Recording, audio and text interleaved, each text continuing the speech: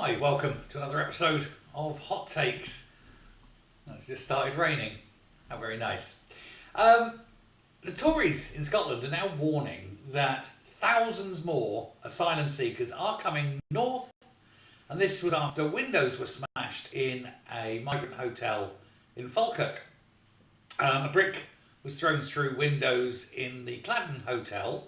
This is in Falkirk. It's a scene of recent protests where an Afghan illegal immigrant, it's always Afghans, isn't it, was convicted of an attack on a schoolgirl.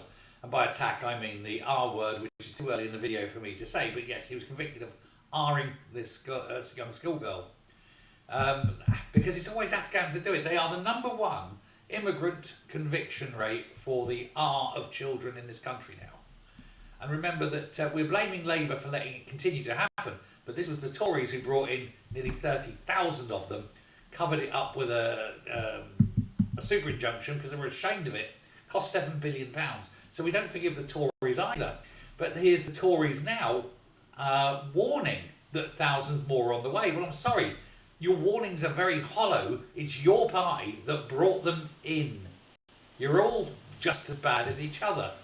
But MSPs at Holyrood now are having the debate, well, held it yesterday, on immigration. And this was as the Tories were there saying, oh, there's thousands more coming. Well, they wouldn't be coming if you didn't let them. I'm afraid this is all down to the Tories and Labour. It's all of you. There's only one party actively saying we don't want you anymore, which is why they're doing ever so well, isn't it? When you start getting to the point where bricks are being thrown through windows, then you know you're going to be very close to windows generally being smashed, where doors will be smashed in, where fire bombs will be thrown, and where all these hotels are going to be burnt out. It's undoubtedly going to get worse, and it's undoubtedly going to end with the death of people. And to be fair, much as I don't want the immigrants here, I don't want them murdered or killed, even if it's accidental manslaughter. You know, we're better than that. So yeah, you can disagree with them being here, but in God's sake, don't harm them. Still human beings. Not very nice human beings, some of them, it must be said, but you know.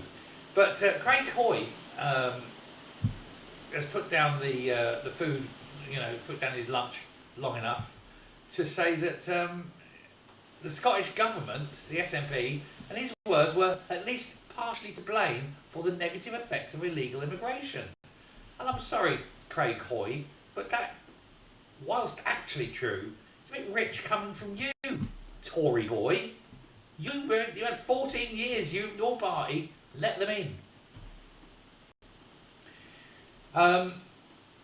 Unfortunately for the SNP, though, he's right. The SNP brought in a thing called the automatic right of housing, put in place by the SNP, which has attracted, of course, thousands of homeless immigrants, illegal immigrants, because the moment they turn up, they are, by law, going to be housed. Now, Scottish people sitting there, been waiting on lists for 10 years or more, are being told, no, you've got to go back to the bottom of the queue. We've got these immigrants that come across on the boat. We're going to give them priority on the housing. And, they're probably going to rape your children, but, hey, don't worry about that. It's a price worth paying, apparently.